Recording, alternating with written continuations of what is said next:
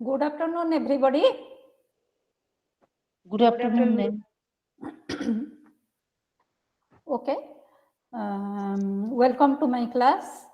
We were discussing about the concept and definition and issues related to personality. Today we will discuss about the various theories of personality. Probably today as well as the next class will be devoted to your theories of personality. Let me share my screen with you.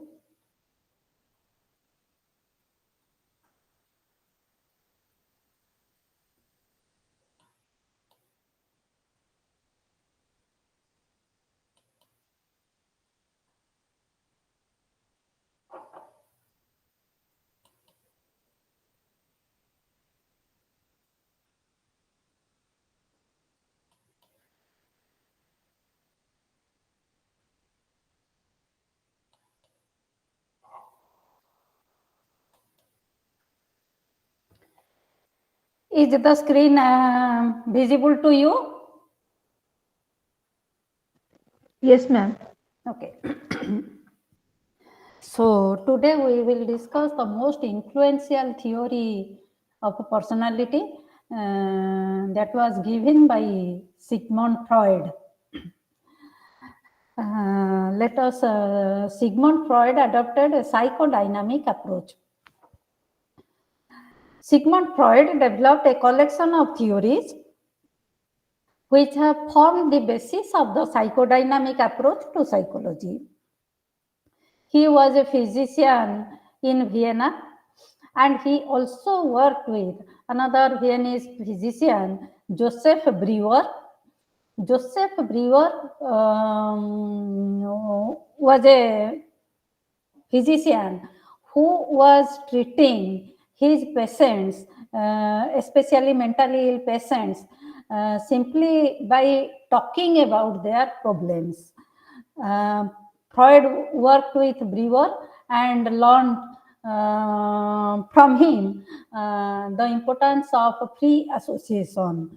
Freud saw that such conversations between physician and patient were often helpful in getting rid of certain symptoms. Freud also adopted that method for treating his patients. Freud was also talking to his patients and establishing a type of association that is known as free association. The patient is allowed to talk whatever comes to his or her mind, and that is also known as catharsis, emotional catharsis. So emotions, suppressed, repressed emotions are expressed through this method, and very often the mentally ill patients are relieved from their symptoms. So, while working with people suffering from mental problems, Freud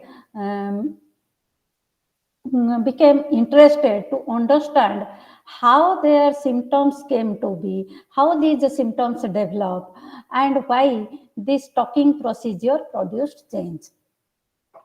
And Freud was convinced that behavior, each and every behavior of a person was determined by some cause, identifiable cause. Not always identifiable by others, but it is some cause is there. Behavior is not random. Moreover, he also came to know that individuals were not often aware of the reasons for the particular behavior. That's why I corrected myself. Always that is not identifiable. The cause is identifiable. Very often individuals or we are not aware of the cause of our particular behavior. So because the causes were unconscious. So according to Freud, the aim of therapy was to discover the cause which is unconscious, at unconscious level to the conscious level of our awareness. So basing on his experience and convictions, he built a theory of personality to explain the working of human mind. His theory, Freud's theory, is known as psychoanalytic theory. Psychoanalysis is Freud's theory as well as his way or method of treatment. Psychoanalytic theory is the basis of psychodynamic approach to personality. Okay, many students are confused of these two terms, psychodynamic and psychoanalytic. So actually you should remember, you should not forget that Freud's theory is psychoanalytic. Okay, Freud's theory is psychoanalytic, whereas the term psychodynamic refers to both his theory as well as the theories of his followers. Okay, so Freud's disciples and followers also developed a number of theories. All these theories, Freud's as well as those latter psychologist theories, together constitute the psychodynamic theories. So psychodynamic is an umbrella term. Okay. So psychodynamic approach, there are, I told you, there are several psychodynamic theories. It is a class of theories. So psychodynamic approach has certain assumptions. First, our behavior and feelings are powerfully affected by unconscious motives. Okay, so unconscious motives are very powerful in determining our behavior and feeling. The way we behave and we feel is determined or affected by our unconscious mind. Okay. Second assumption is our behavior and feelings as adults are rooted in our childhood experiences. How we are behaving today is because of the experiences we have gone through during our childhood. Okay, and all behavior as a cause, usually unconscious. So all behavior has a cause. Therefore, behavior is determined all behavior is determined. We are not free, or Freud and the other psychodynamic theorists, they do not recognize the importance of our free will. So, psychodynamic approach is characterized by these three assumptions. Okay, let us discuss about Freud's psychoanalytic theory. Okay, am I audible? Yes, ma'am. Okay. Yes, ma'am. Freud's psychoanalytic theory can be described under three main headings. First, structure of personality. Second, dynamics of personality. And third, development of personality. Let us discuss about the structure of personality. And with regards to structure of personality, Freud gave two models of mind. Freud talked of two models of mind. First is a topographical model and the second is a dynamic model. Topographical model means Freud conceived the mind to be consisting of three states. Okay, so Freud described mental functioning in terms of three states of consciousness. First one is the conscious state. Conscious mind consists of all those materials which can be accessed at the present moment. So whatever one is thinking about at a particular moment is his conscious state, conscious mind. Okay. For example, now you are listening to my lecture. So you are comprehending the words, you are thinking about Freud's theory. So your conscious state is now related to the immediate experiences. Now all these things, whatever I am talking, lecturing and about Freud, are there in your conscious mind. As a result, conscious mind, since conscious state consists of the immediate experiences, it represents a very short and limited aspect of personality. Clear? Clear? Yes, ma'am. Hello? Okay. Second part of mind is subconscious or preconscious mind, which refers to all the stored memories which are not part of our current thoughts, but which can be easily brought into consciousness. Okay?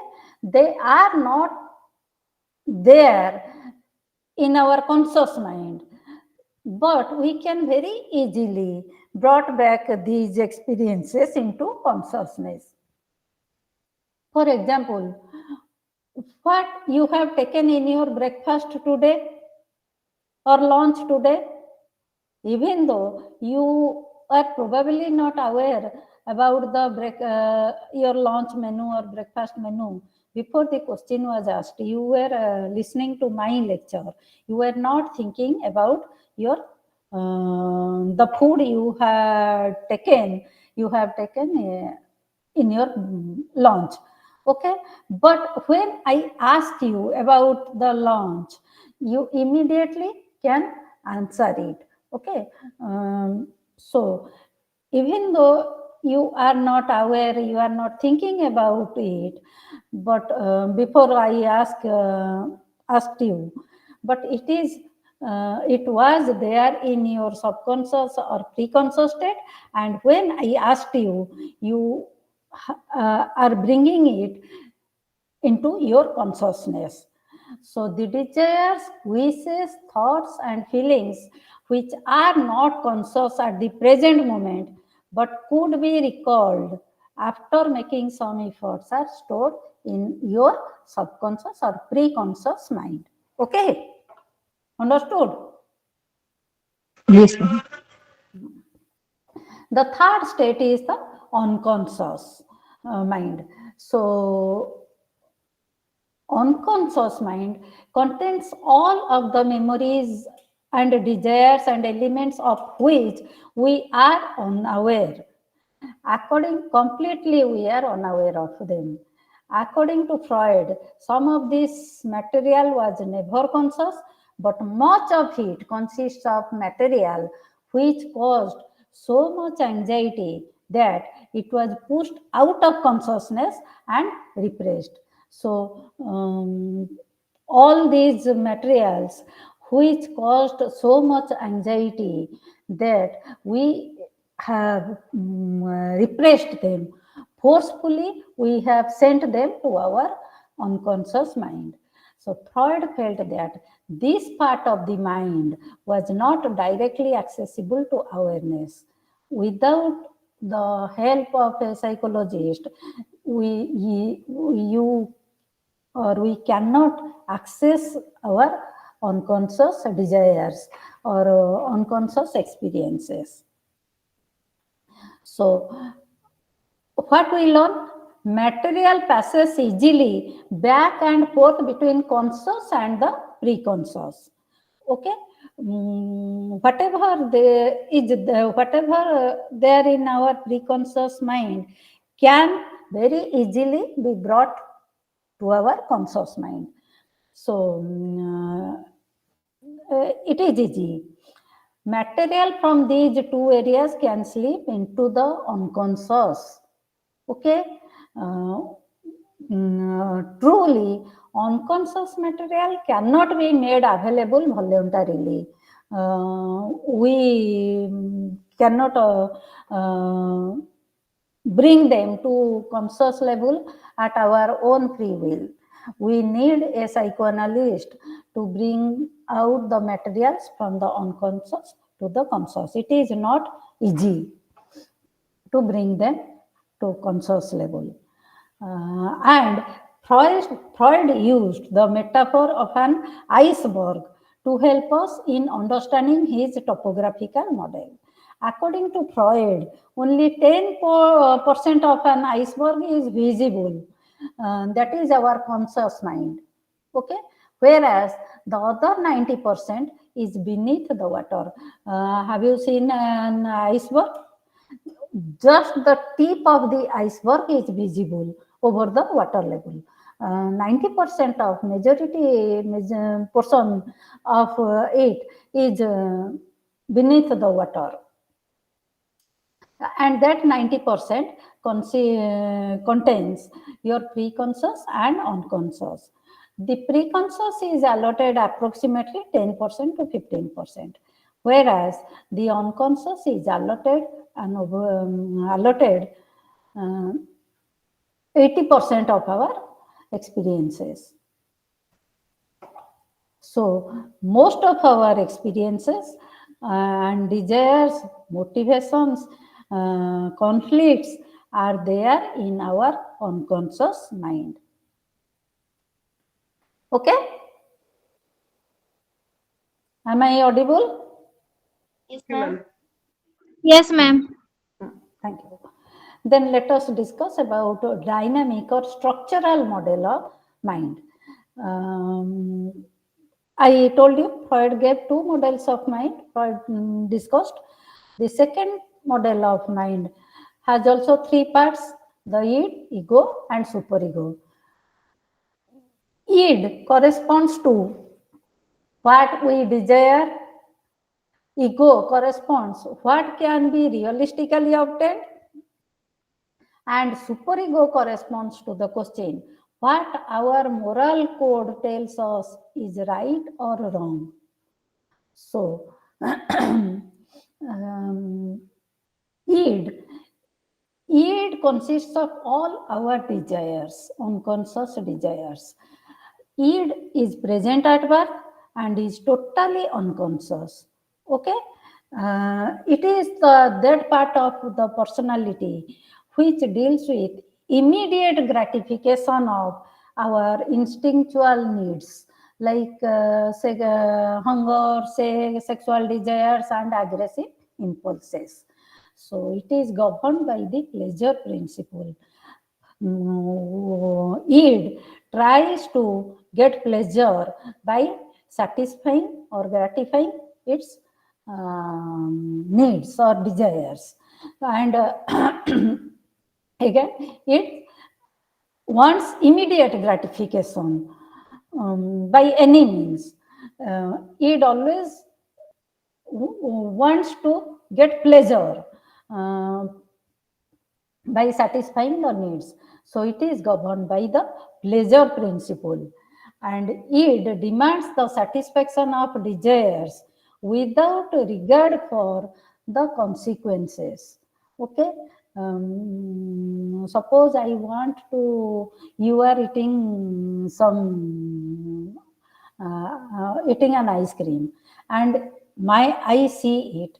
I want to eat ice cream. There is a desire for ice cream within me. I want to immediately satisfy my desire. I may snatch it from you. I do not consider what the consequences would be. So immediate gratification without any consideration for the consequences. That is the characteristic of id. The second part is ego. The id desires may not always be immediately fulfilled. It is not possible to fulfill all our desires immediately.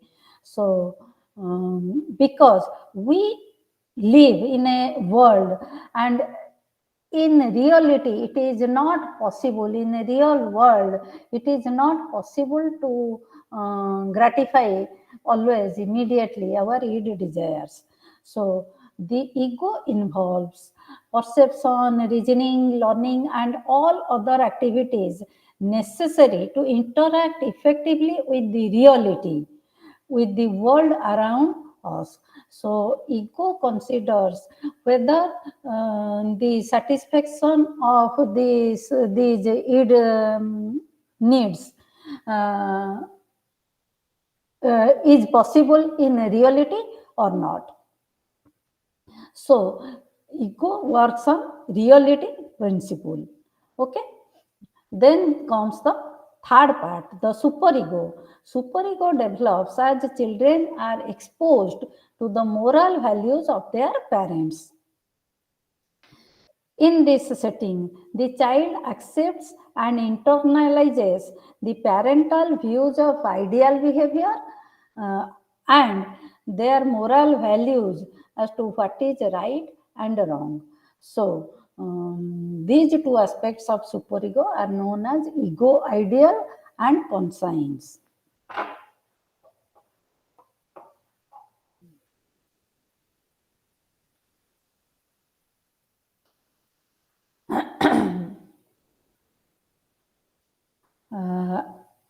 Actually, our conscience judges the id behavior or the id desires against the standards of ego ideal. Okay. Ego ideal is the moral standard. How these three parts of the mind interact with each other and our behavior, how our behavior is determined by the interaction or the interplay between or interplay among these three parts of the mind, that is known as the dynamics of personality. So according to Freud, human organism is a complex system which relies on both physiological energy as well as psychic energy. Okay. So physical energy is used in physical activities, whereas psychic energy is used in psychological work such as planning, thinking, feeling, etc., mental works. And that mental counterpart of physical energy is known as libido. Okay? Freud states that instincts are the ultimate cause of all behavior. So Freud emphasized the role of biological instincts in the determination of our behavior, because id is very powerful and id consists of all our instincts.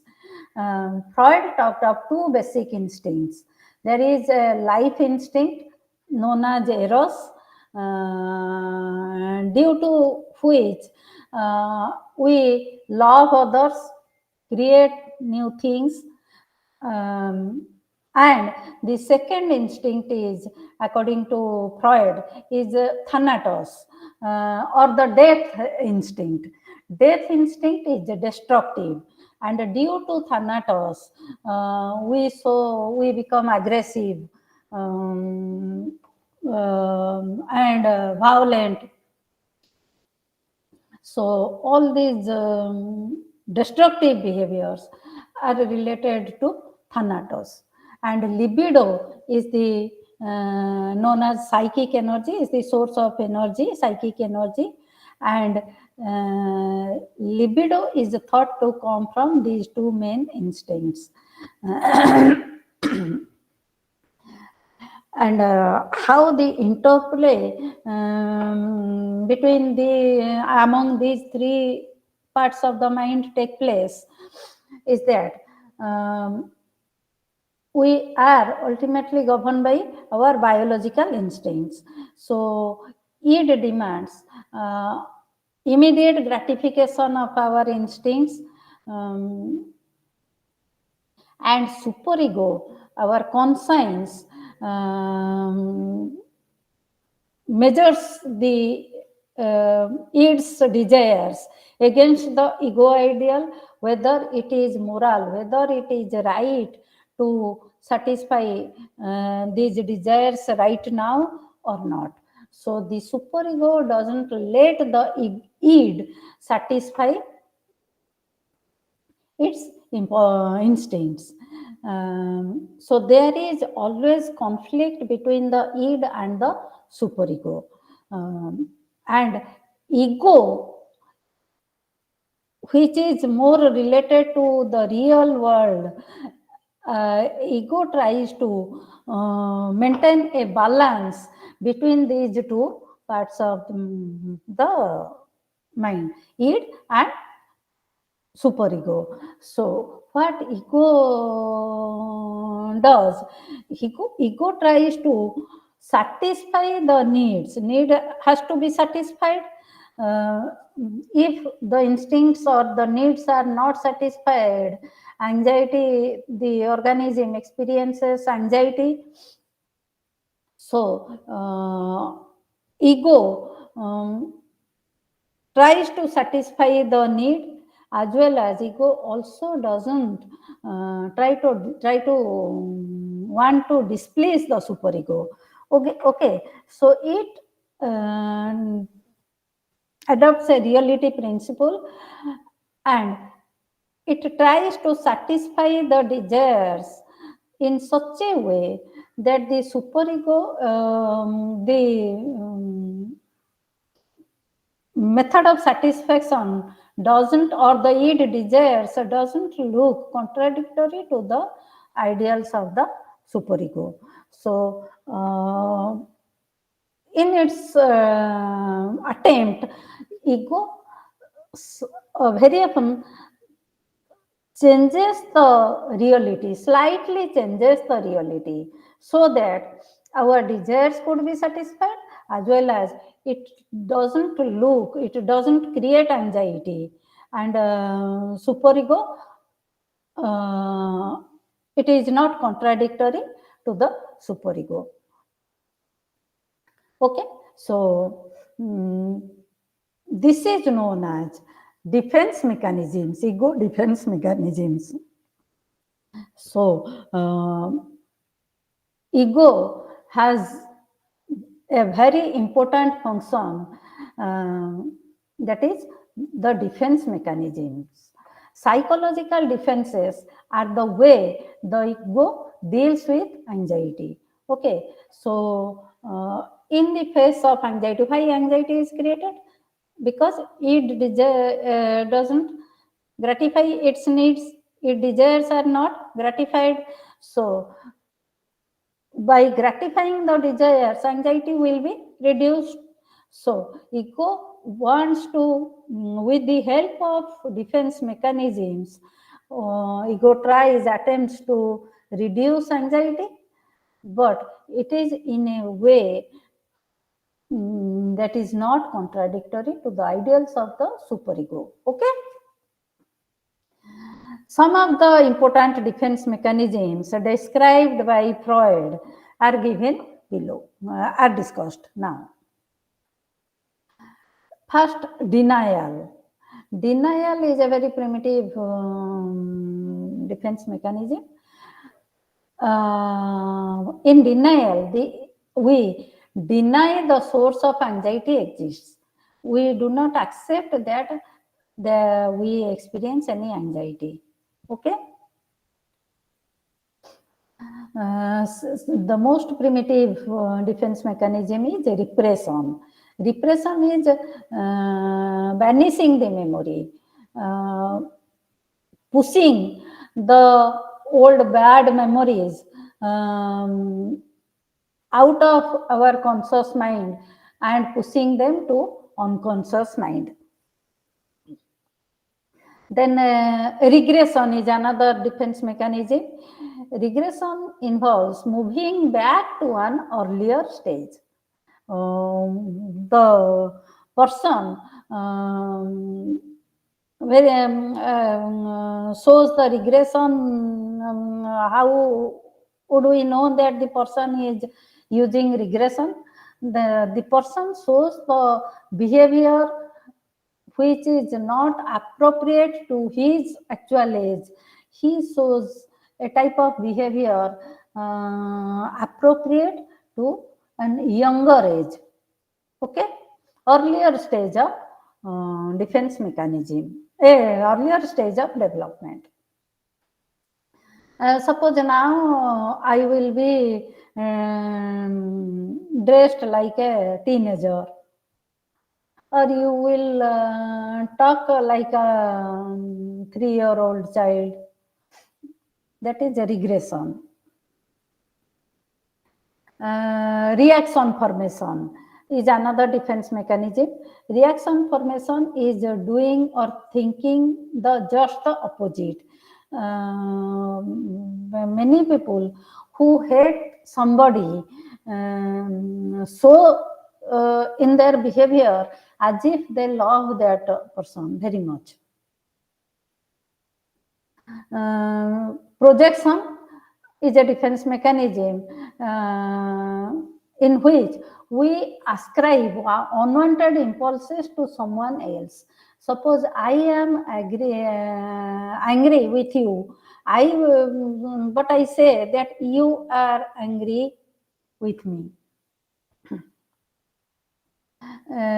Rationalization is a defense mechanism in which we find a rational explanation for our own irrational behavior. We show an irrational behavior, but we give an explanation which seems very rational. So we want to justify our irrational behavior. That is rationalization. Intellectualization is another defense mechanism in which we turn the feeling into a thought. Suppose the doctor diagnoses me to be suffering from cancer. Okay, suppose. So I know that I am suffering from cancer and I will die within 6 months. I am sad and depressed, anxious. But what I do, I try to collect all the information regarding cancer. I want to read about cancer, all the literature related to cancer. Information, I start collecting information related to cancer. That is intellectualization. Displacement is a defense mechanism in which we move we move an impulse from one object to another. Suppose my boss shouts at me at my office, and I am very sad and feeling depressed. I move my feeling, move my impulse, or I express my impulse. Actually, my impulse is targeted to my boss because the boss has scolded me, but I cannot do anything with my boss. So I change the direction of my impulse from my boss to a safer one. I may scold my daughter. That is the displace. I displaces. I displace my feeling. Sublimation is also a defense mechanism in which the individual transforms his or her impulses into something constructive. Suppose a person is, the person is rejected by his beloved. So these frustrations or sadness is transformed into something constructive. The person starts writing poems. And Freud saw this as the most adaptive of the defense mechanisms. When you are angry, go out and chop wood. Let us discuss how the personality develops. Okay, so Freud believed the three parts of the personality are id, ego, and superego. So the development of these three parts actually is the personality development. So Freud believed that personality develops through stages.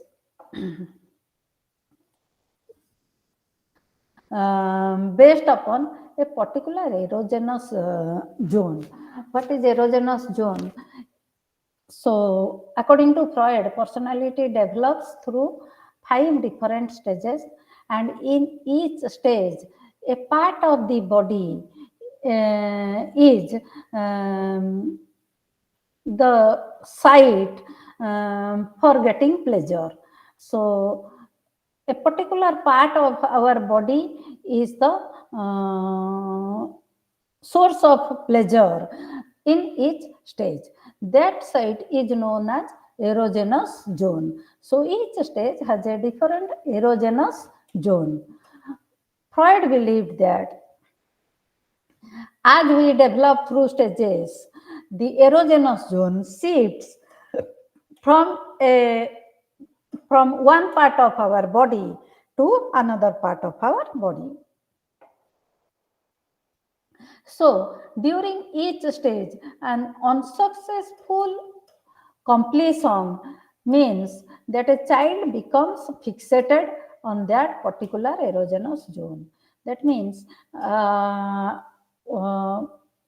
told you, in each stage, we get the source of pleasure is the erogenous zone. So, suppose in a particular stage, either we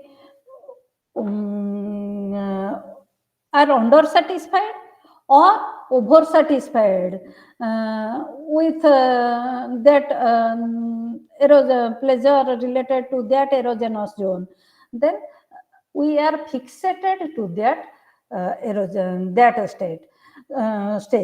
So if fixation, Freud says this as fixation. So either over satisfaction or under satisfaction of a particular erogenous zone results in fixation. Okay, so if fixation occurs, then the individual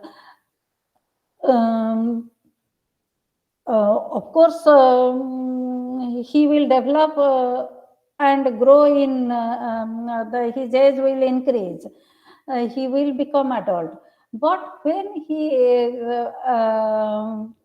he experiences anxiety, he will regress back to the stage to which he is fixated, and he will try to show behavior so as to satisfy that particular erogenous zone. Okay? Clear? Yes, ma'am. Okay, thank you. So fixation is getting stuck at a particular stage. Okay.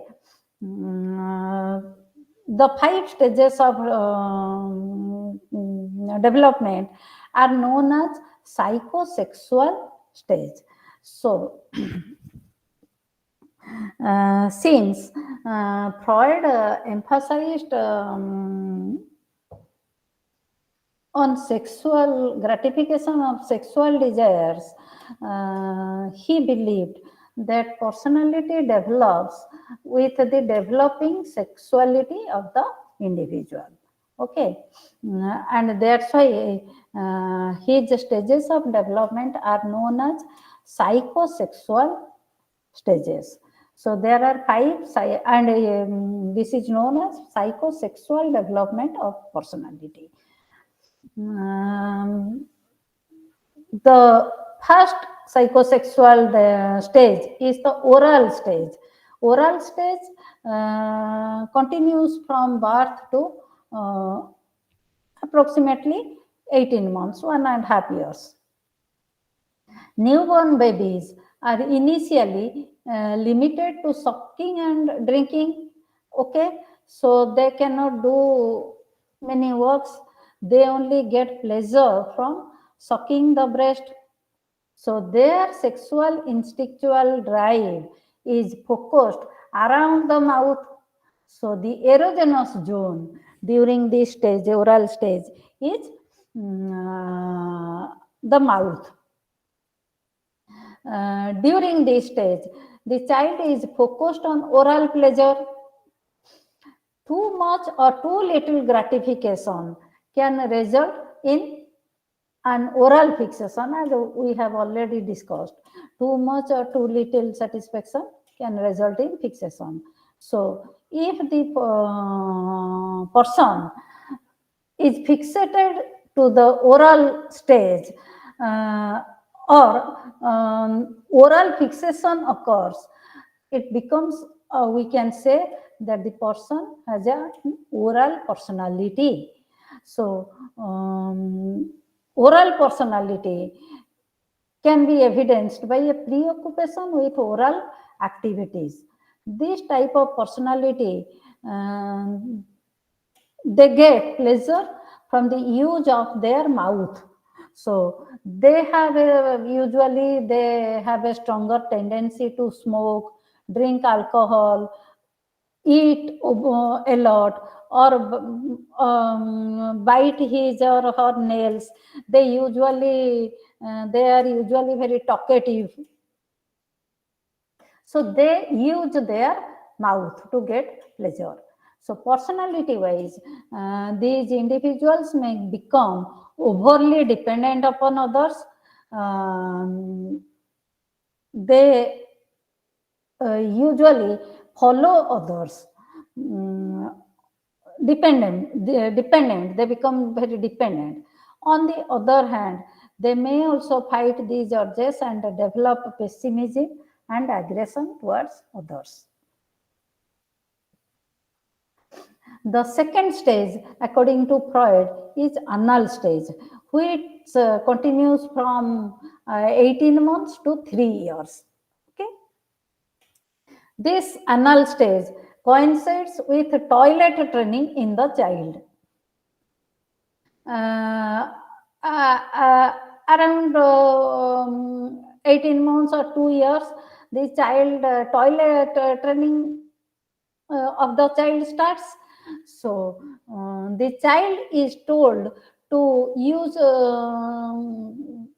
or to defecate at a particular place and at a particular time. So this training is marked by conflicts with parents about compliance and defiance.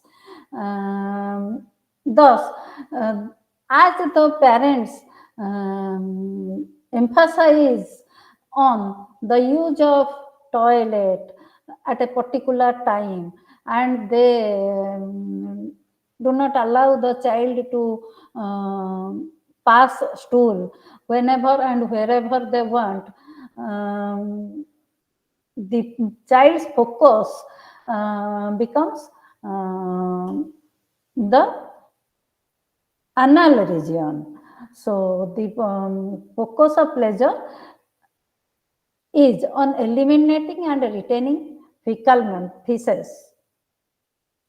So the erogenous zone shifts from the mouth area to the anal area, anus.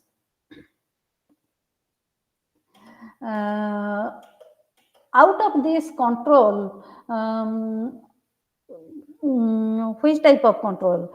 The child begins to control and learn the control when he is taught to use the toilet at a particular time. So he has to control the passing of his stool. So he has to control his body. So out of this control, the ego develops. Ego was not there at the time of birth. During the anal stage, the ego develops. So in terms of personality, the after effects of an anal fixation. Why anal fixation takes place?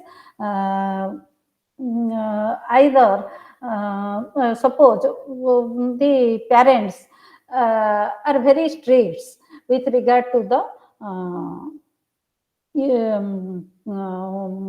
toilet training. So suppose the training is very harsh. So in response to the harsh toilet training, there are two possibilities, two possible reactions on the part of the child. So the child may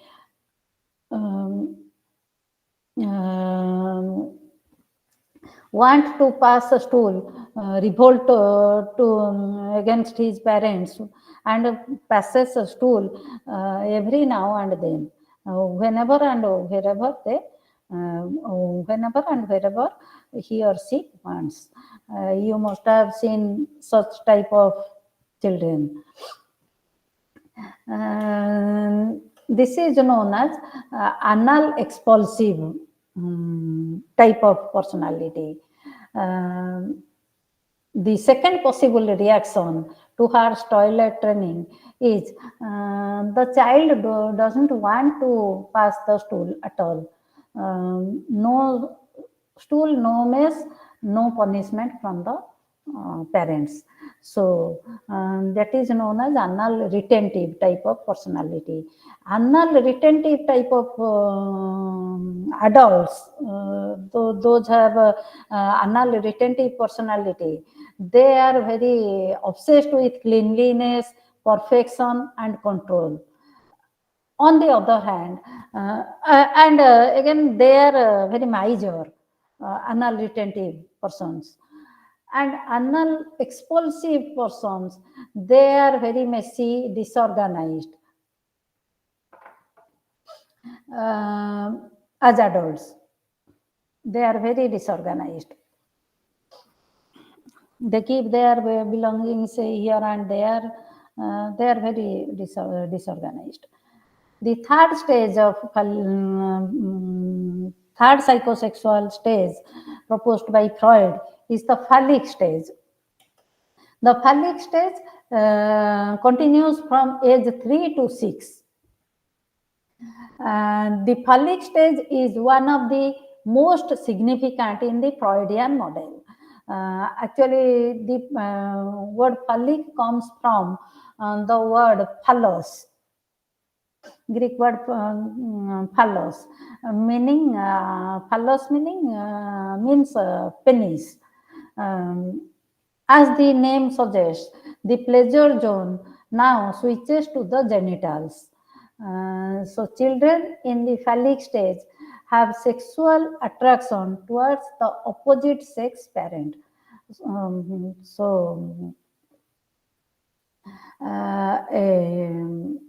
child, a 3-year-old child has sexual attraction towards the opposite sex parent.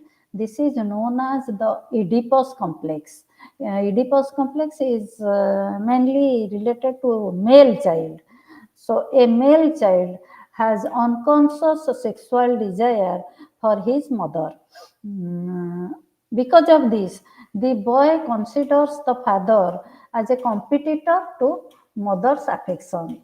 So the boy considers his father as his competitor. However, the boy is a very small child, so he has the father is stronger than him, so the boy is afraid of losing his genitals. That is known as fear of castration. So out of fear of castration, the little boy represses his sexual feelings towards his mother and identifies with his father rather than fighting with him. So, by identifying with the father, the boy develops masculine characteristics and identifies himself as a male. How? Now, he tries to imitate his father's behavior as well as values. Thus, the boy has the thus the boy develops the idea of right or wrong. Whatever the father does is right for him. Whatever the father thinks wrong is wrong for him. Thus, the idea of right or wrong develops, and from this idea, the superego develops. So, the superego develops in the third stage of the psychosexual development. A fixation at this stage could result in sexual deviances and very weak or confused sexual identity. The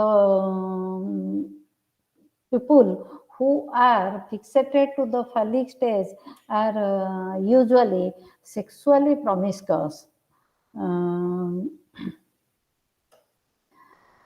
This is regarding the Oedipus complex, so the relationship between the boy with his mother and father. The parallel, at the parallel side, the little girls also go through a similar situation.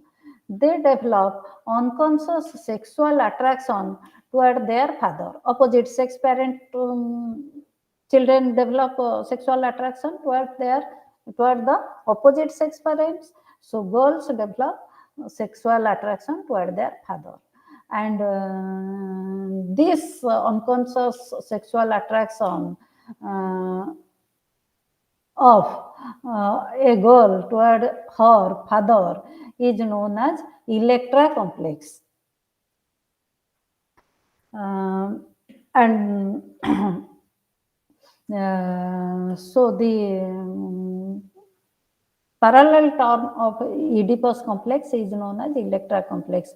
Of course, this term Electra complex was given by not by Freud, was later given by Jung. And the girls who are fixated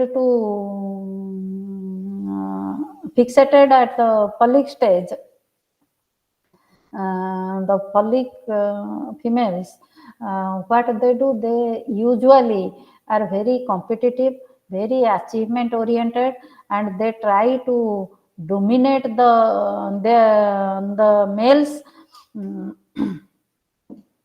And usually they like a father figure.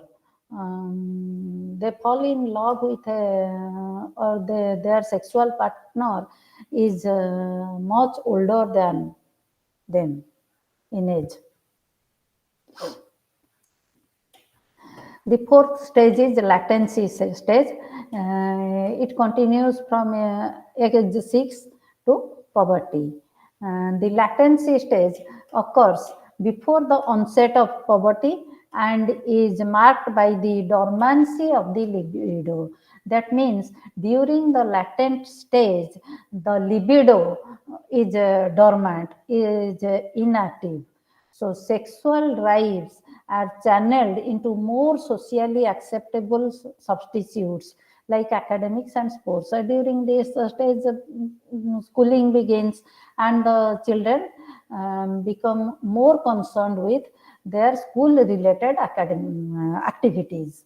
So during this stage, the sexual urges remain repressed or latent. That's why the name of the stage is latency stage. And the children during this stage, children interact and play mostly with same-sex peers. If fixation occurs at this stage, the individual would likely become workaholic. The final stage in Freud's theory of psychosexual development is the genital stage, which starts from puberty and continues throughout life. The final stage of psychosexual development is the genital stage, and during this stage, as the genital stage is reached, the sexual urges are once again awakened. Now, the child's world is not limited to his family. So, the adolescent at the genital stage direct their sexual urges towards opposite sex peers. Okay, the primary focus of pleasure is the genital. Understood?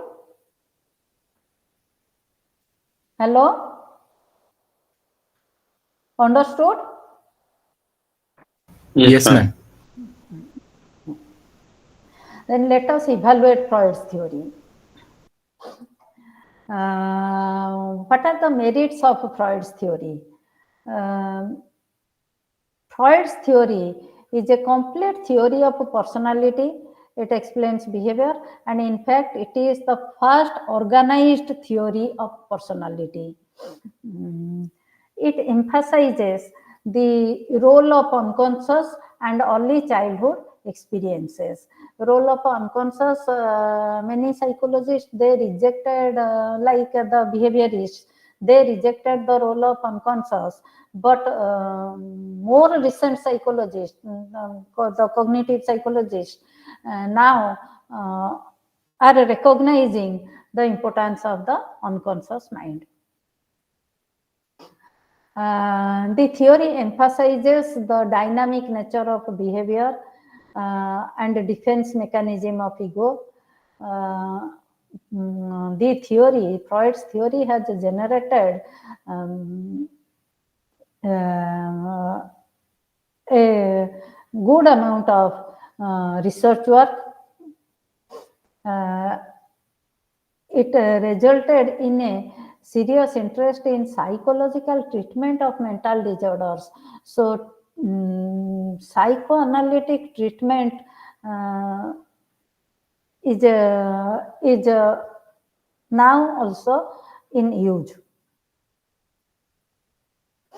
What are the demerits? Critics contend that Freud's theory is lacking in empirical evidence and relies too heavily on his experiences with a few neurotic middle-aged women. Actually, Freud based his theory on his experiences with his patients who were mainly wealthy middle-aged women. And Freud belonged to Victorian age, and during Freud's time, actually, what was happening? The male persons, they marry a woman, have children, then after having children, they usually seek second partner, sexual partner. They are related, they have a mistresses, and their wives are left back in home. So the sexual desires of these wives remain unsatisfied. So his patients were from a typical, were having a typical background like this. So they are wealthy, middle-aged, and neurotic women. So from such a very special group of findings obtained from such a very special group of patients cannot be generalizable to all, cannot be generalized. Secondly, Freud described abstract concepts like id, ego, and superego in such a manner that as if they really exist. We can open the brain and find out, oh, this is the id, this is the ego. He has described them in such a manner. Thirdly, role of environment is overlooked in formulating the theory. And overemphasis on sexual drive is given in his theory. He overemphasized on sexual desires. And the theory can be considered as a pessimistic theory, as I have already told you, it is a deterministic theory. As if the individual has no free will. He is totally governed by his biological instincts, unconscious biological instincts. So the theory is considered as a very pessimistic theory. Okay? Okay? Yes, ma'am. Yes, ma'am. Any doubt? Any doubt?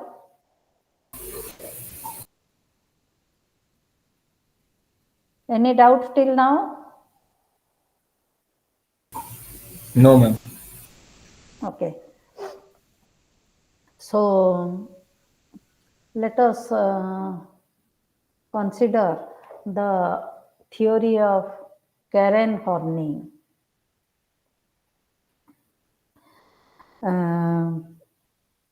Freud's, I have told you, Freud's theory attracted a number of psychologists. Freud attracted a number of psychologists and to psychologists to work with him. So he has a vast number of followers, and many of them soon began to criticize Freud, began to reject some of his ideas. And Freud was a very dominant person. He didn't like criticism. So the people who were working with him, but rejecting some of his ideas, they left Freud and they worked independently and developed their own theories, own schools of thoughts. They are called Neo-Freudians. Some of the Neo-Freudians are Carl Jung, Adler, Erik Erikson, Karen Horney, etc. So, Jung and Adler, they were direct the students of Freud and they worked with Freud. But Karen Horney was never a direct student of Freud. She was born in Germany. Freud was in Vienna, Austria. Karen Horney was in Germany. She taught psychoanalysis at Berlin and later at New York Psychoanalytic Institute. She did not agree with Freud's concept of penis envy. Rather, she talked of women. Penis envy, what is penis envy? According to Freud, during the phallic stage, children become aware of their body, and the children are aware of the physical or bodily differences between a male child and female child. So a female child becomes aware that she lacks something which their male friends have. So they are aware of the fact that they do not have a penis. So they are very envious of their male friends because they have a penis. That is known as penis envy. And according to Freud, the personality development of the females is suffered or obstructed due to this penis envy. Horney actually rejected this idea. She did not agree with Freud's concept of penis envy. On the other hand, she talked of womb envy. What is womb envy? The man's envy of woman's ability to bear children. Women have wombs due to which they can give birth to children, but men do not have womb. So, according to Horney, men are envious of women's ability to bear children. So, men compensate for this womb envy. They deal with this womb envy by striving for achievement and success in other areas of life. They try to excel in academics, they try to become superior in sports, etc. Actually, they try to compensate their inability to procreate. Horney disagreed with Freud's views on inherent difference between males and females.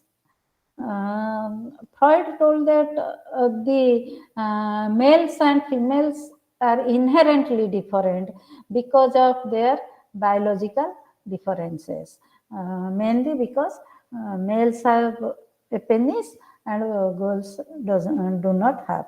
Horney, on the other hand, rather than giving a biological explanation, she gave a societal and cultural explanation for the difference between males and females.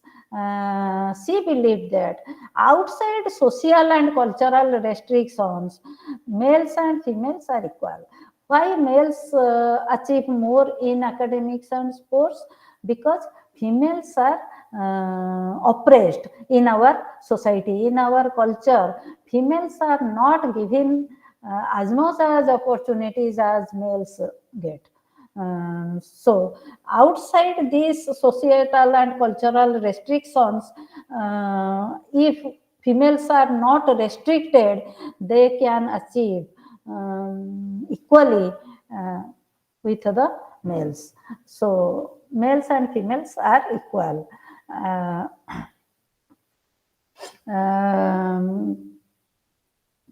Horney thus reformulated Freudian thought and presented a holistic, humanistic perspective that emphasized cultural and social influences, human growth and achievement of self-actualization. So Horney gave a social explanation to behavior of people. And she started her own school known as American Institute of Psychoanalysis, and her school, her perspective is known as feminine psychology. So her theory is known as feminine psychology, which gave a societal and cultural explanation for difference between males and females. At the time of Horney, that means beginning of 20th century, her theory was not accepted. Feminine psychology was not accepted very much, but later the feminists accepted her views. Feministic movement, with the starting of feministic movement, her views were accepted. So Horney's theory can be explained under three main headings: basic anxiety, basic needs, basic evils, and basic anxiety. Horney believed that anxiety is basic human condition, though it is not inevitable.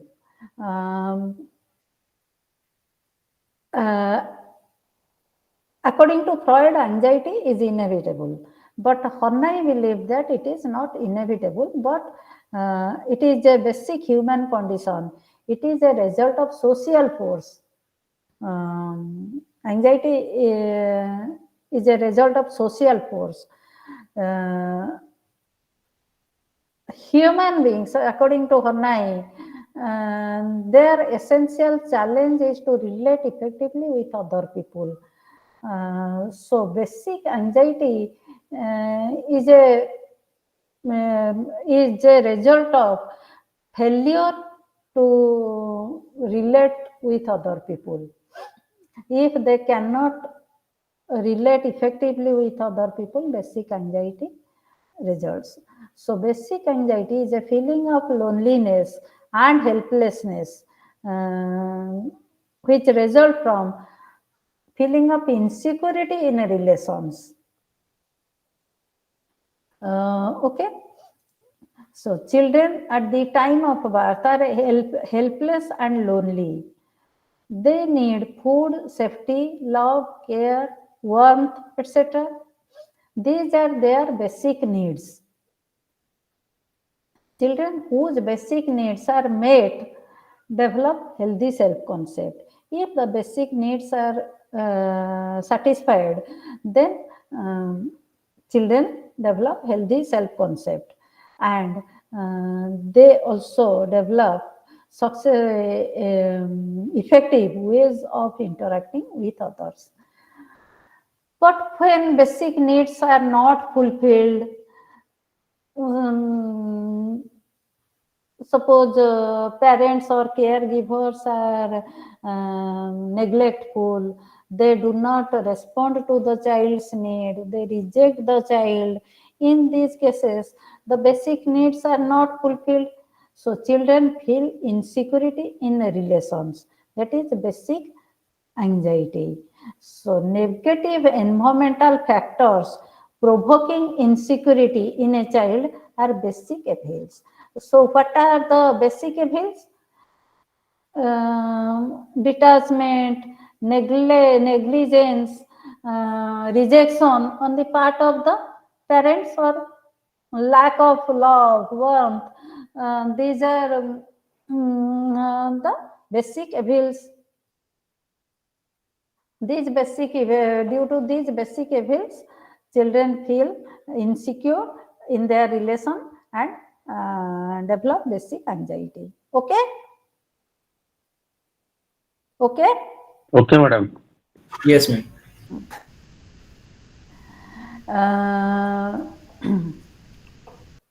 As Freud told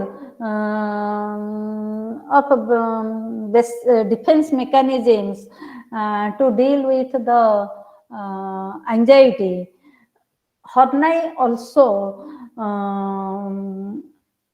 says that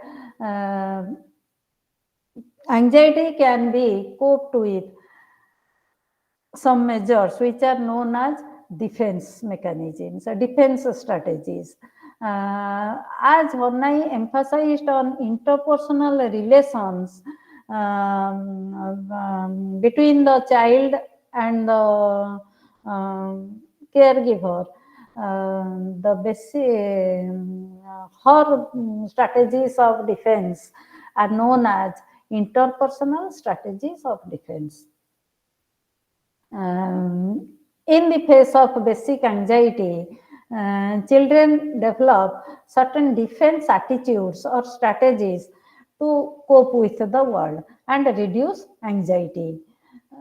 Many of these strategies continue into adulthood, and people use them in relating to others.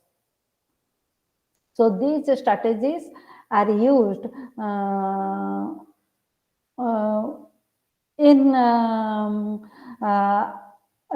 used as a strategy to develop relationship with others. First strategy is moving toward people, that is compliance. Compliance or moving toward people means the person has a strong need for approval.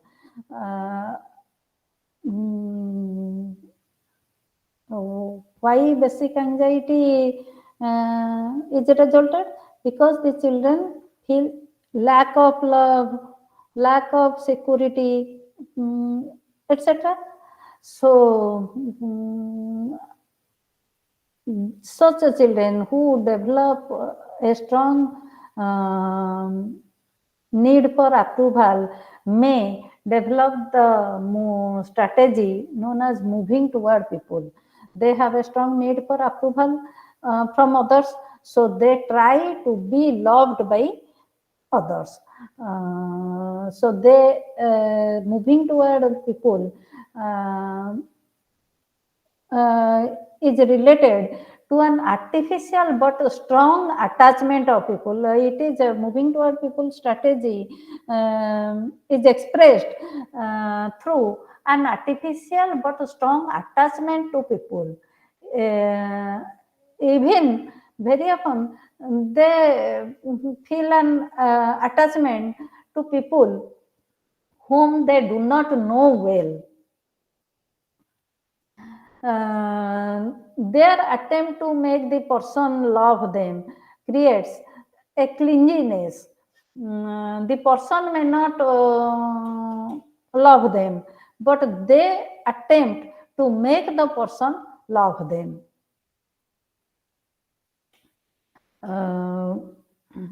Second strategy is moving against people. Moving against people is an attempt to force one's power onto others. Such people tend to be bossy, demanding, selfish, and even cruel.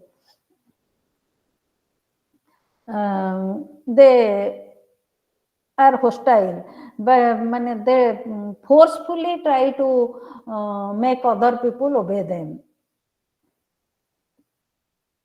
Third strategy is moving away from people, that is a detachment. This is a personality style filled with asocial behavior. They do not have social interest. They are almost indifferent to others. Normal or mature individuals, they resolve their conflicts by integrating and balancing these three orientations. Most of us, we also at times comply to others, we also at times become selfish or become demanding, and the times we also become indifferent to others. Let people do whatever they want to do, such type of attitude. But what we do, we are able to express each mode at appropriate time. According to the demands or requirements of time, we use these strategies. We are not overuse any one strategy. Okay?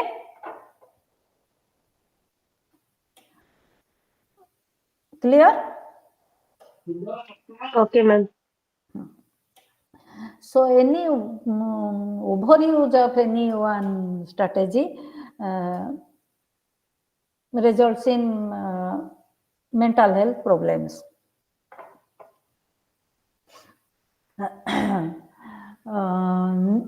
Neurotic needs. Horney talked of several neurotic needs.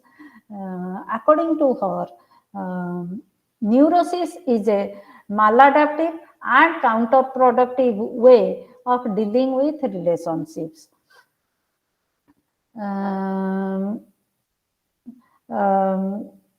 Like I told you, overuse of any one type of strategy is maladaptive.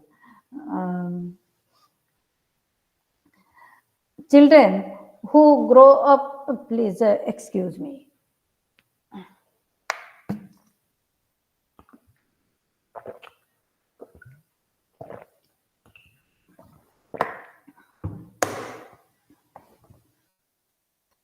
Children who grow up feeling unsafe, unloved, develop anxiety and adopt maladaptive strategies.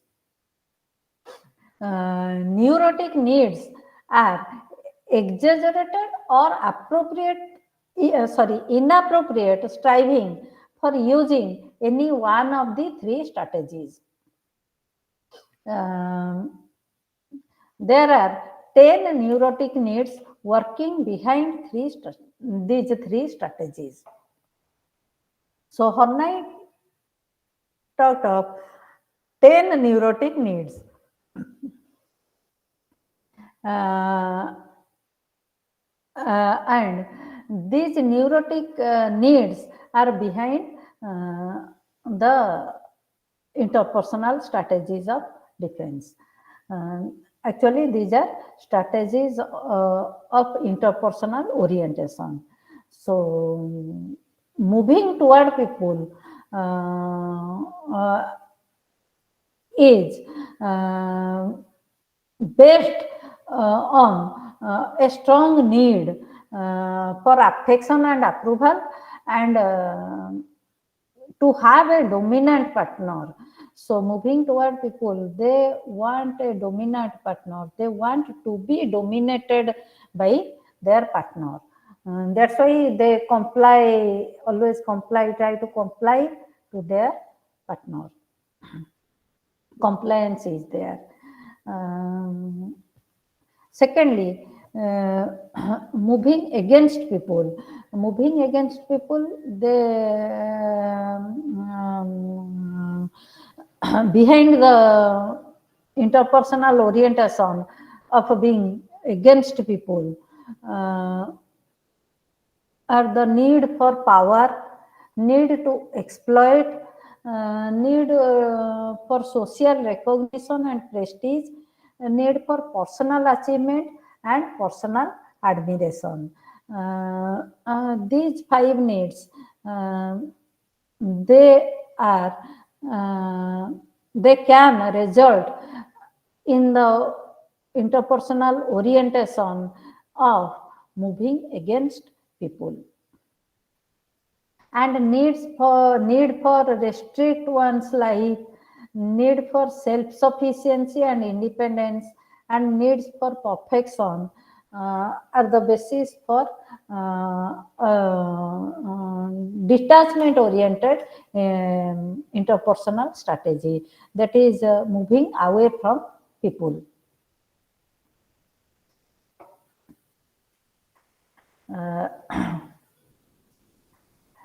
Horney talked of real self, ideal self, and despised self.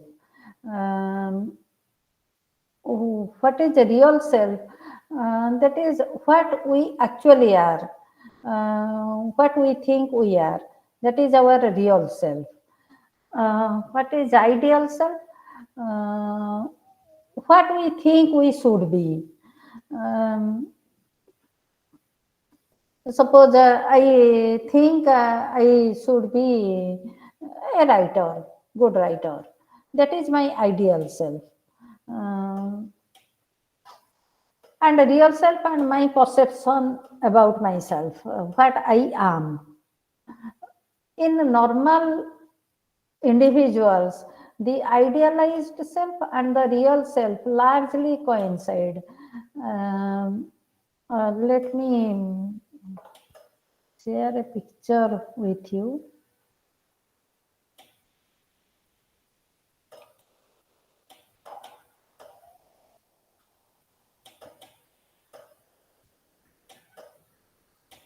Is this picture visible to you? Yes, ma'am. Yes, ma'am. So the blue circle is real self, suppose, and the yellow circle is ideal self. These 2 circles overlap with each other, okay. The more they overlap, the less is anxiety, the more healthy the individual is. And as these 2 selves, real self and ideal self, move apart and the overlap becomes less, the individual becomes neurotic. Anxiety is experienced. So you can see these 2 arrow marks. If these 2 circles, they move apart from each other, they will overlap less and less, isn't it? Yes, ma'am. Okay. Yes, ma'am. So the person may suffer from mental illness or may experience anxiety. So in normal, normal individuals, the overlap, there is a large degree of overlap between the ideal self and the real self, because normal individuals can make an realistic assessment of themselves, and they adjust their ideal self according to their real self. If my real self is not realistic, I suppose I think I am a very good writer, like Shakespeare, and my ideal self, accordingly I adjust my ideal self, I should get the Nobel Prize. So there is the less overlap between the real self and ideal self, isn't it? Yes, ma'am. So I will be frustrated, and anxiety will be the result.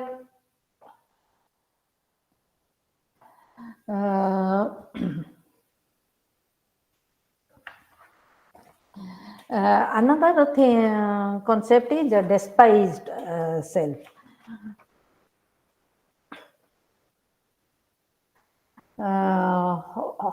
Horney believed that a girl child's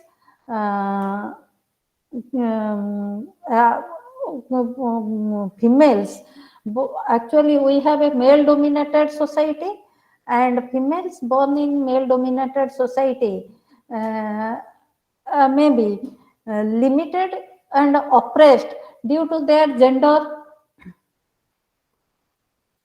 Very often we come across the news that girl childs are left. Few days back, parents came for the treatment of their girl child and left the child in the hospital. So they reject the girl child very often. So this experience very often they are oppressed due to their gender. They are not given ample scope for their development, schooling, etc. So this experience leads many women to develop a masculinity complex. That is a feeling of inferiority as well as frustration because of differential treatment between these between the sexes. Horney believed that a girl child's familial interactions also played a role in how strongly the complex would manifest itself. So, if restrictions are very strict, then female child is disappointed by her own family members, so she may develop a disdain or hatred for the female sex, including her. She develops self-hatred, and Horney calls this despised self.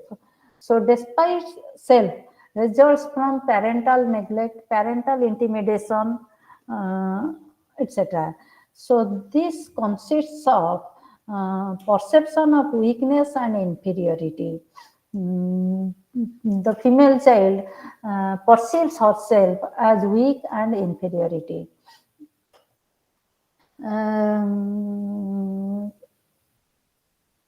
If you understand Odia, many of women, you must have heard many of women saying, "ମୁଁ ତ ମାଇପି ଲୋକ, ମୁଁ କଣଟା କରିପାରିବି?" So they have a despised self. As I have already told you, in normal individuals, the ideal self and real self largely coincide because of an accurate and realistic assessment of oneself. But in neurotic individuals, the real self and ideal self are discrepant. They are far from each other. Evaluation, let us evaluate Horney's theory. Ma'am, can you please Yes. repeat despite self? Despite self, we are in a male dominant, our society is male dominated society. Males dominate the society. So, in male dominated societies, females are dominated, they are limited, they are oppressed, they are rejected. They feel frustrated and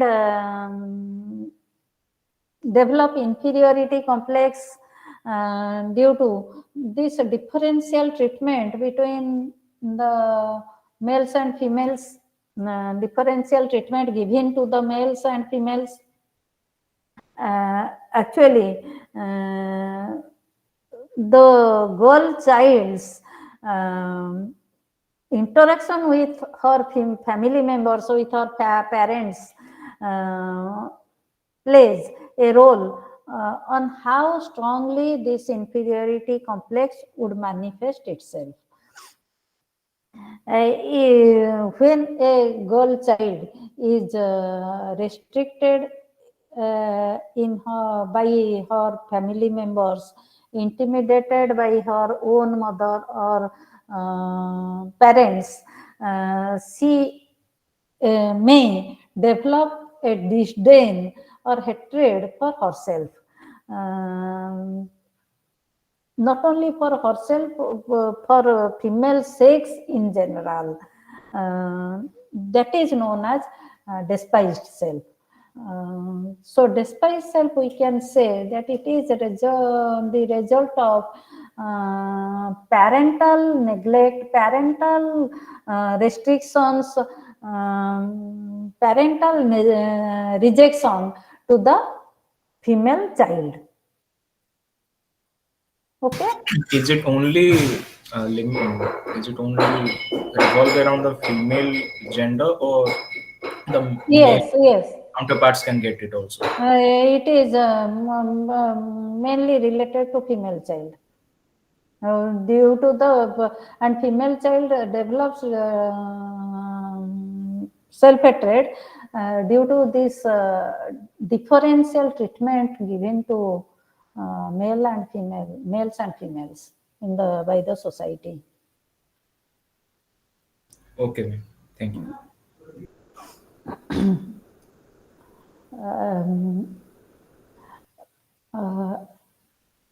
So these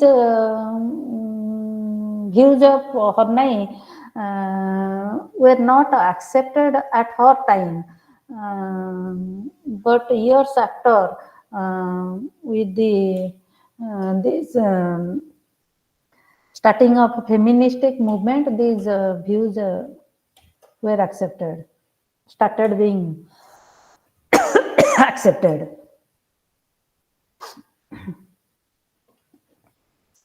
That means what Horney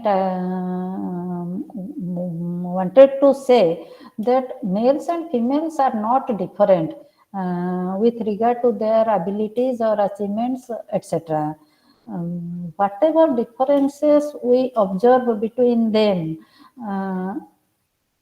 are due to only cultural and social restrictions. And if the female child develops a despised self or self-hatred or disdain for her, then naturally she cannot achieve more. She has developed an inferiority complex. Okay. Yes, ma'am.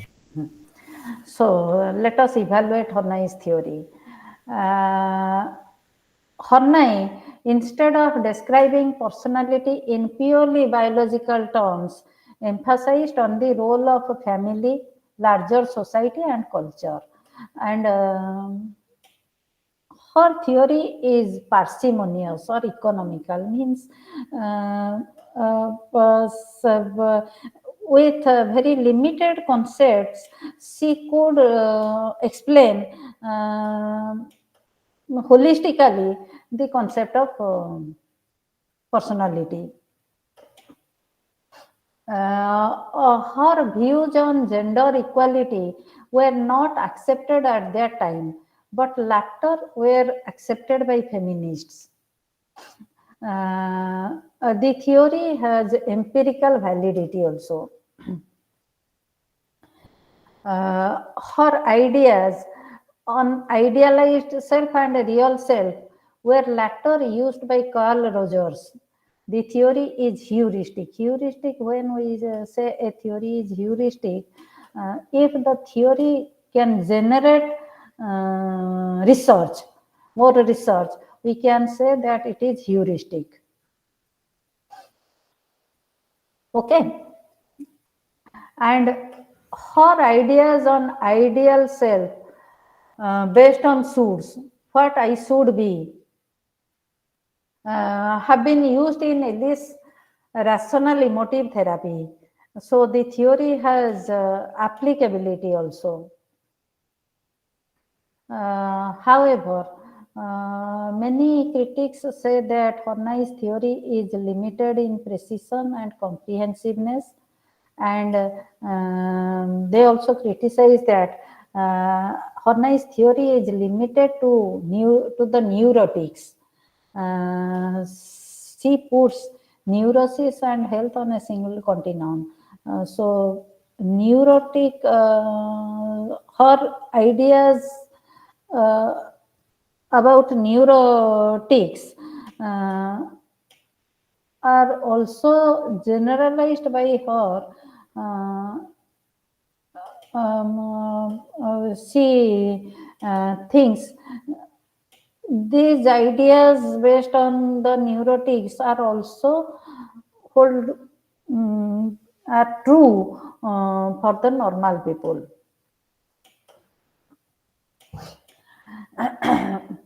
Okay, then I told you Horney was a neo-Freudian. She studied psychoanalysis. She was also practicing psychoanalysis, but later she rejected some of the ideas and developed her own theory. So, what are the? Let us make a comparison between Freud and Horney. What are the similarities? If we see both the theories, both Freud and Horney, they recognize the influence of early childhood experiences. Okay, so Freud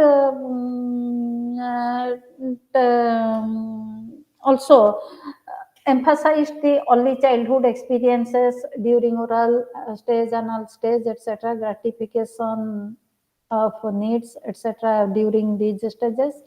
And Horney also talked of the basic needs and satisfaction of these basic needs during early childhood. And both of them emphasized the role of anxiety. Okay, Freud talked of neurotic anxiety, and Horney considers the role of basic anxiety. So both of them recognize the role of anxiety. Defense mechanisms to reduce anxiety are both dealt with both the theories. Okay. Though these mechanisms are different for Freud and Horney, but both of them have discussed about defense mechanisms. And Freud also told about feeling of inferiority among females. Horney also is aware of the presence of inferiority female among females. However,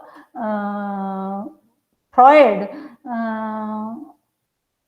was of the opinion that inferiority feeling among females is due to lack of penis, biological differences, and to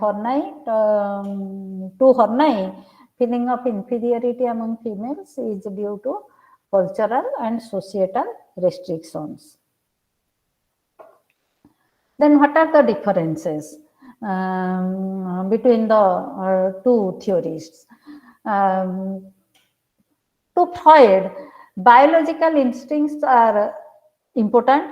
To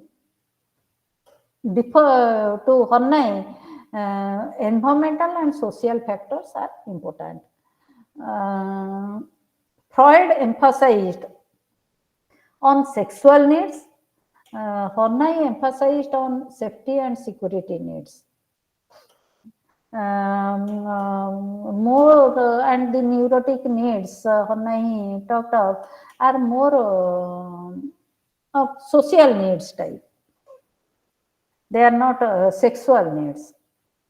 Need for approval, need for power, these are social needs. And Freud talked of penis envy in women. Horney talked of womb envy in men. Okay? Yes, ma'am. Any doubt?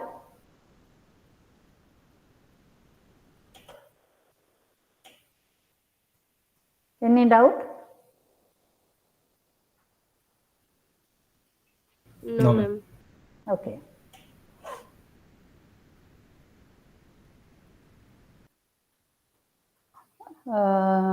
Let us discuss about Sullivan's theory. We may not be able to finish it. Let us see. Harry Stack Sullivan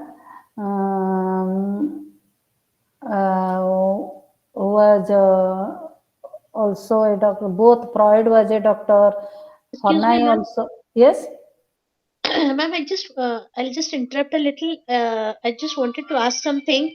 Like so many theories by so many psychologists, what is the relevance or application of these theories in when it comes to our day-to-day life? Yes, application is there. I told you Freud's theory, Freud's psychoanalysis is very much applied in the treatment of mentally ill patients. Horney's theory, Horney's views motivated Ellis for a rational emotive therapy.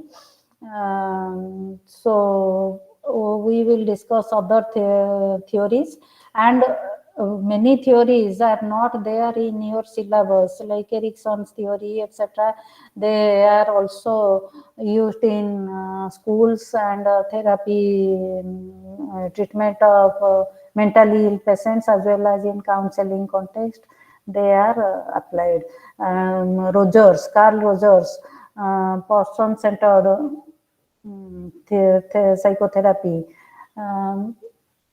We also, this is also very widely used therapy. So all these theories are in use, and those which are not in use, these theories are criticized on that ground. If the theory has no applicability. Okay. Okay, ma'am. So Harry Stack Sullivan, he is also regarded as a neo-Freudian. He received his medical degree and he was a reputed clinician, and he worked with schizophrenic patients. Okay, he was trained in psychoanalysis, but like other neo-Freudians, he also soon drifted from specific psychoanalytic beliefs while retaining much of the core concepts of Freud. As Horney also kept some of the core concepts of Freud and rejected some of the views, Freudian views. Sullivan also did the same. Sullivan placed a lot of focus on both the social aspects of personality and cognitive representations. So, Sullivan called his approach an interpersonal theory of psychiatry because he believed psychiatry is the study what goes on between people. The difference from Freud is Freud's paradigm focuses on what goes on inside people. So you have conscious mind, unconscious mind, id, ego, superego. These all are very personal. These are inside within the particular individual. But Horney believed that Sullivan. We are discussing about Sullivan. Sullivan model is an interpersonal model. So to Sullivan, what goes between people is more important. So Freud's is a drive model, while Sullivan's is an interpersonal model. So for Sullivan, relationships are primary. Personality is a hypothetical entity that cannot be observed or studied directly. We cannot see, as I told you, we open your brain and say, oh, here this is the personality of the individual. We cannot see or observe directly.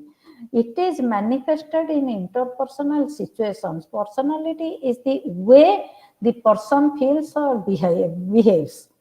By definition, personality is the way the individuals think, feel, and behave. So, thinking and feeling we cannot observe directly. We can only observe the behavior of the individual. So, personality is manifested in interpersonal situations. The only way personality can be known is through interpersonal interactions. Therefore, the unit of study is not the individual person, but the interpersonal situation. What the interpersonal situation is, we have, in order to explain the behavior of the individual, we have to study the interpersonal situation. So Sullivan's theory can also be explained under three main headings. Dynamics of personality.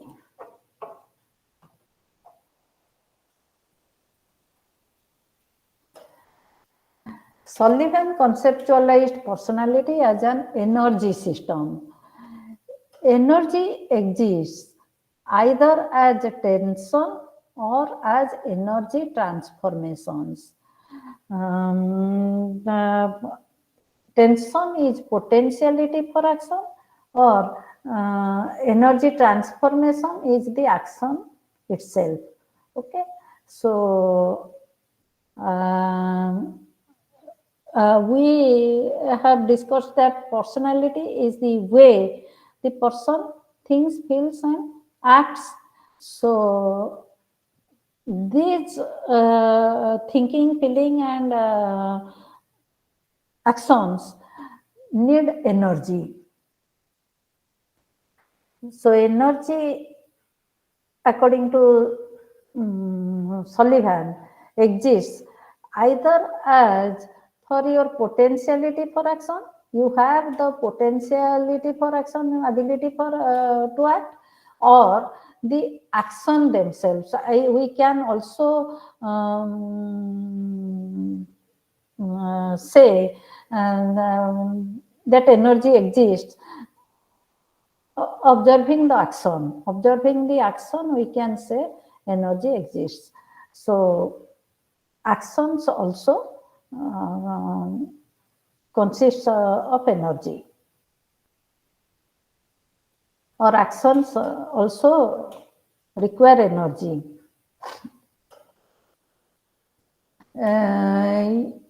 Tensions are potentiality for action. So he further divided tensions into needs and anxiety.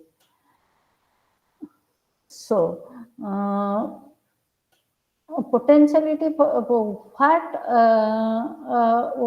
simply we can say potentiality for action means your readiness for action. So, or your we can say what lead you to act, what lead you into action.